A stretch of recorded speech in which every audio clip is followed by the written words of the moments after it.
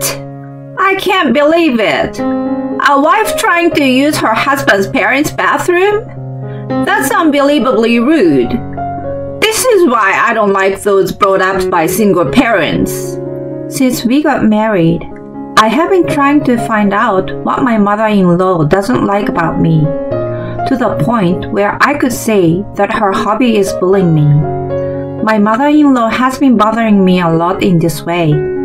When I widened my eyes at the ridiculous comment about wives not being allowed to use the bathroom, she said, "Well, now that you know that, just go outside and do it.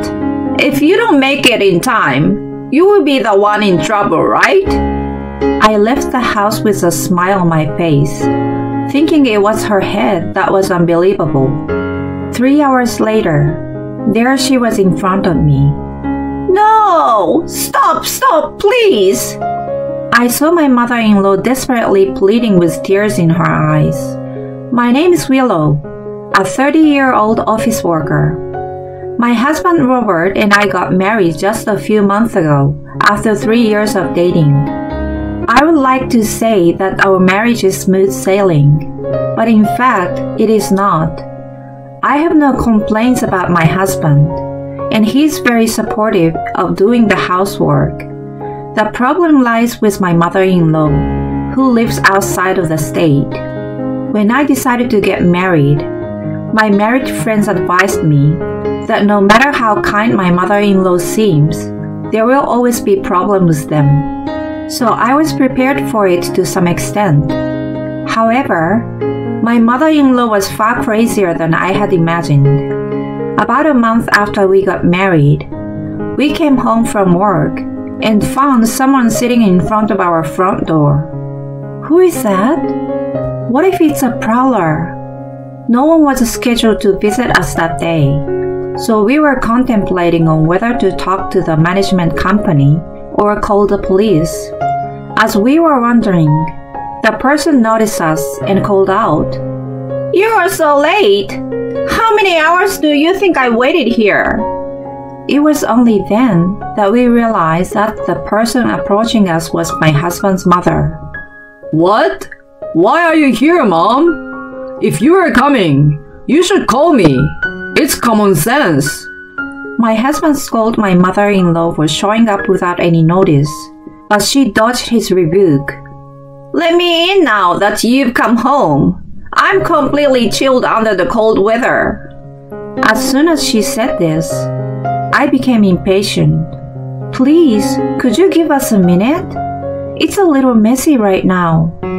But my mother-in-law ignored my words and pushed me out of the way and made her way into the room without permission. "Oh my, what is this? I don't know how you could make the room this messy," my mother-in-law exclaimed when she saw our slightly messy house. I blushed from embarrassment. My husband Robert was quick to respond. "There's no need to shout. It's not even that messy.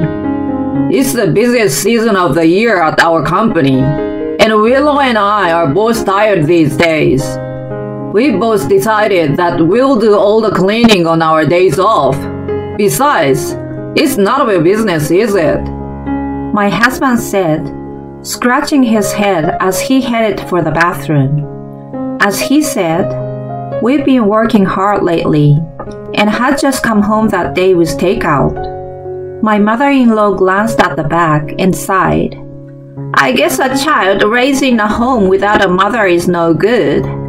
Housework is an important part of being a wife. How can you not know that?" My mother-in-law's words hurt me. My mother passed away when I was very young, and my father was the one who raised me. I remember the negative expression on my mother-in-law's face when she found out about it when our families first met. She talked about housework all the time, as if she had completed her image of me as a woman who could not do housework. At that time, I couldn't help but just smile at her stuffy comments.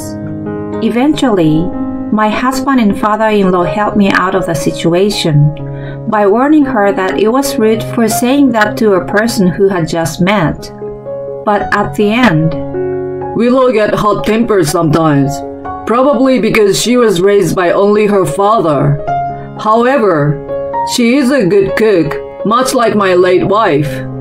Please, I ask you to take it easy on her. my father said jokingly, while smiling and laughing, but I'm sure he was frustrated. That night, my father sent me a message saying, "Don't give in." Fortunately, my father-in-law was a kind man, and my husband was always on my side. I didn't like my mother-in-law, but I didn't have the option to reconsider my marriage. After that, my mother-in-law continued to visit us at home without any notice. Each time she did, my husband's lightning struck. "You don't have to be shy just because it's in front of Willow." She thought that my husband was embarrassed like an adolescent boy in junior high school. How positive could she be? I couldn't help but to ask myself every time. The third time, my husband snapped and called his father on the spot. Apparently, my mother-in-law had told him that she was going to stay at a friend's house, and she never thought she would be at our house. "Put your mother on the phone right away." My father-in-law told my husband this, and my mother-in-law seems to be scolded again over the phone. After this incident, my mother-in-law's unannounced visits stopped. But now I began to receive frequent phone calls. She would ask me what I was going to cook for dinner tonight, or whether I had vacuumed the house, and so on. I was quite annoyed at her intrusion into my private life. She also asked me about my income, and whether she was making fun of my father for working even after he retired. She also asked me about my father's income and savings. My mother-in-law was not afraid to ask me things that even our relatives wouldn't normally ask, no matter how close they were. Of course, I had no obligation to answer. Hahaha, I wonder how much?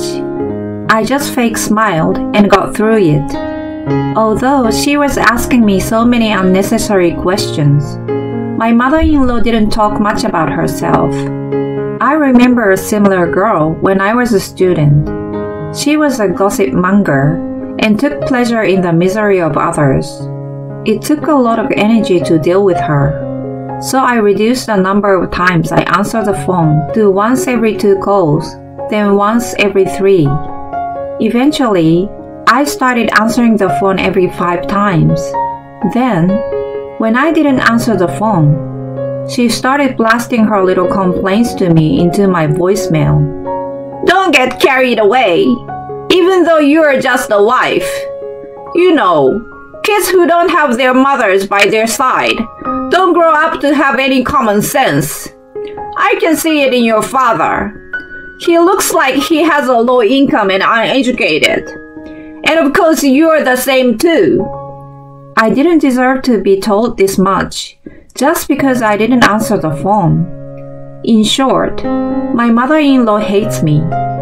If that's the case, I don't like her either.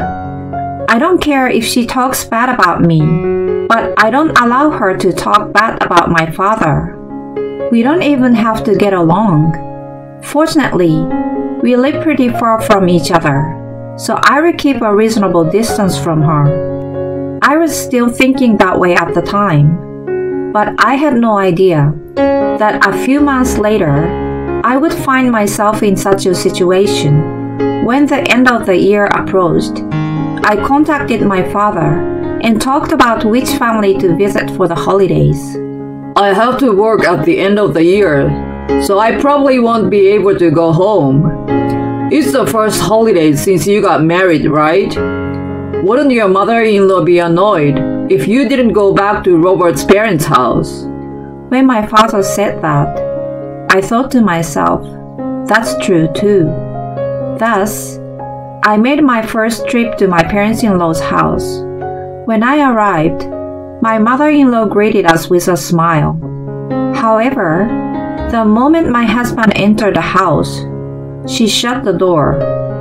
I was stunned, still standing outside. "Oh, I'm sorry. I didn't recognize you," says mother-in-law, who opened the door with a smirk on her face. "It's no big deal." I smiled back at her. Oh, I see. The Carter's family hasn't arrived yet. Carter is Robert's brother, who is 2 years younger than him. He has a wife named Maya. In fact, Carter and Robert got married respectively at almost the same time, so their mother was quite upset at the beginning of the marriage because her beloved sons got married all at once. Maya, my sister-in-law, is a lovely, quiet girl, the type of girl I, even as a woman, would want to protect.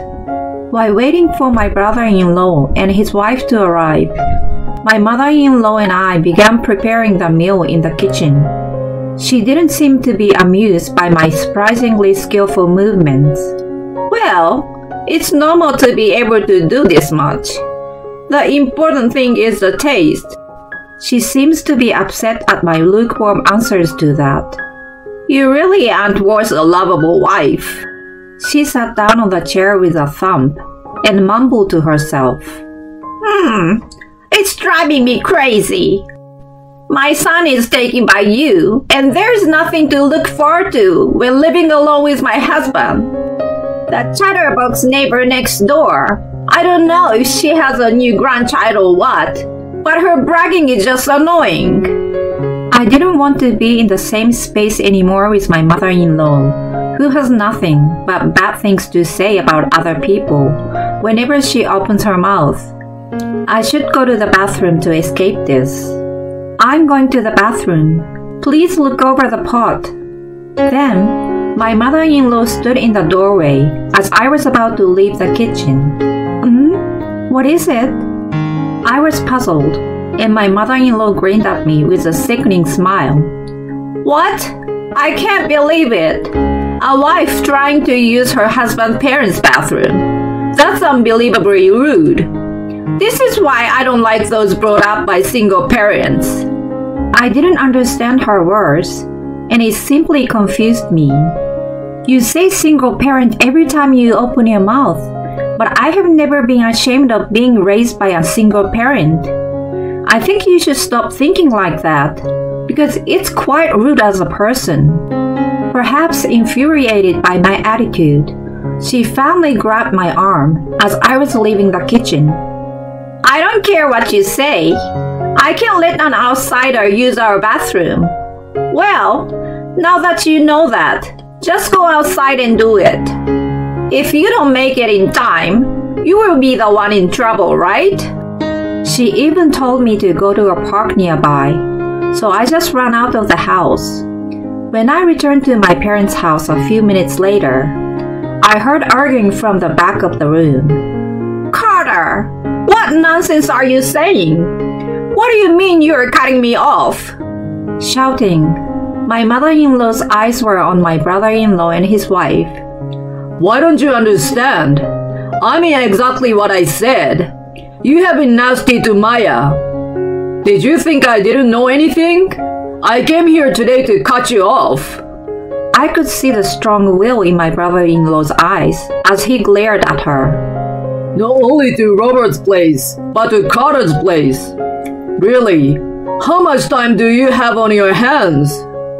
My father-in-law was furious, and my mother-in-law scurried around looking for an ally. But of course, there was not a single such person in the room. As if to push further, Robert, who had noticed me, asked me where I had been. "Oh, me? Your mother was very adamant about not using the bathroom in this house, so I barely made it." In contrast to my laughing, my mother-in-law's face turned pale, and her family member's face turned red and furious. No, I will never say such a foolish thing. You really are a bad person, Willow. How could you lie like that?" Obviously, I was not going to play along with my mother-in-law's action, so I reached into my pocket. "Well, now that you know that, just go outside and do it. If you don't make it in time, You will be the one in trouble, right? What echoed in the quiet room was the exuberant voice of my mother-in-law. And so, I would never say, what was that again? I stood in front of my mother-in-law and pulled out the voice recorder I had in my pocket. When I got married, I received advice from many of my friends. I heard that there are nice mother-in-law in the world, but very rarely, there are those who develop dementia only towards their wives. What they said yes to yesterday becomes no the next day. I even had a friend who referred the voice recorder as a bride-to-be's tool, so I took her advice. My mother-in-law was gritting her teeth, looking quite chagrined. Then the intercom rang. Oh my, we have a visitor. Look, let's put this conversation to rest. Perhaps thinking it was a chance to change the subject, she stood up and hurried to the front door. However, when she didn't seem to come back, we also went to the front door. No, I didn't mean to. My mother-in-law was having an argument with a woman around the same age as her. Then, the other woman noticed us. There she is, Robert's wife. When you came to my house earlier, you forgot your handkerchief, so I came to give it to you. I quietly approached her. Oh, thank you so much for your help earlier. I almost didn't make it in time. I accepted the handkerchief from the neighbor with a smile. Next to her, my mother-in-law's face was paler than before. The neighbor then glared at my mother-in-law. I was surprised when your daughter-in-law came to my house to use the bathroom. You should be nicer to your daughter-in-law, you know. Your son's wife is the best thing for your son once he's married. Well, maybe it's too late for the warning, though. The neighbor snickered at my mother-in-law and went back to her house. My mother-in-law glared at me. Why did you go to the Chatterbox house out of all the houses? I told you to go to the park. Tomorrow, the whole town will be talking about it. When she told me to go to the park bathroom, I went straight to the neighbor's house without hesitation. What was on my mind at that time? Neighbor, Chatterbox neighbor. My feelings were bouncing. It seems that the relatives of the house next door were gathered too, and I could hear them enjoying themselves so much, even from outside. I rang the intercom, wishing I could have spent my time happily like that. A woman answered and asked who I was. I'm sorry to bother you so suddenly. I'm Willow, the wife of the eldest son next door. Could you please let me use your bathroom? They saw my face like I was about to cry and kindly let me into their house. When the neighbors heard what had happened, they were quite indignant and said that it was unbelievable. I forgot my handkerchief on purpose, of course. We came home today to break off our relationship. Robert, my husband, opened his mouth. The mother-in-law looked up, shocked that her too-beloved son had told her that they were cutting her off. She looked as if it was the end of the world. Because I couldn't be helped. I missed you so much. You should at least understand how your mother feels. My mother-in-law cried out and went to her room. Her childish behavior made everyone in the room speechless. Feeling sorry to leave our father-in-law alone, I finished up cooking with Maya, and we sat around the table to enjoy the food. Perhaps envious of the laughter, my mother-in-law finally came out of her room. Willow, Maya, I thought to myself, from now on, we will be a family and we will get along without any secrets. At my mother-in-law's words, my in-laws' faces froze up and Maya looked frightened. I don't know what my mother-in-law was thinking, but I responded, No secrets, I see. I'm actually hiding something even from Robert as well. Seeing me so excited, my mother-in-law thought she had been accepted. What? You can't keep things between married couples, you know. Come on, talk to me. With that, I put my phone on the desk. Robert, I haven't told you this, but your mother and I are on the phone quite a bit. I've been so busy with work lately that I don't get to pick up the phone very often. But you see, your mother always leaves me a message. Contrary to my family members who listen carefully, my mother-in-law's face turns pale again and screams, "No! Stop! Stop! Please!" My father-in-law told her to shut up, and the only she could do was to hide her face. The room was filled with the abusive words towards me and the insults towards my father. When I finished playing everything, everybody was shaking from anger. Hey, you! Get out of this house right now! My mother-in-law, perhaps thinking she had no excuse, burst into tears and pleaded to her husband that she did not want a divorce. Carter, Maya, Robert, and I got up and headed for the front door. My mother-in-law rushed after us and said, "Please, I apologize, so please forgive me." By then, she looked like a monster with her makeup ruined. If you're going to cry, you shouldn't have bullied your daughter-in-law in the first place. Then again, my father does work, but it's not for lack of money. He is a board member of a company, so I think he has some money. But don't you think that's none of your business? Hearing my words, my mother-in-law fell silent. On the car ride home, I'm sorry, Willow. Because I talked to you about it, I guess I kind of dragged you into it. A few days ago, Maya had asked me for advice. The subject was, of course, the bullying of the mother-in-law. Maya, who is very sensitive, was pale and neurotic. When I heard about them thinking of cutting her off, I discussed it with my husband, and we decided to do that as well. "What are you apologizing for? It's not your fault at all." Maya was probably more hurt than I was. I was rather glad that she talked to me about it.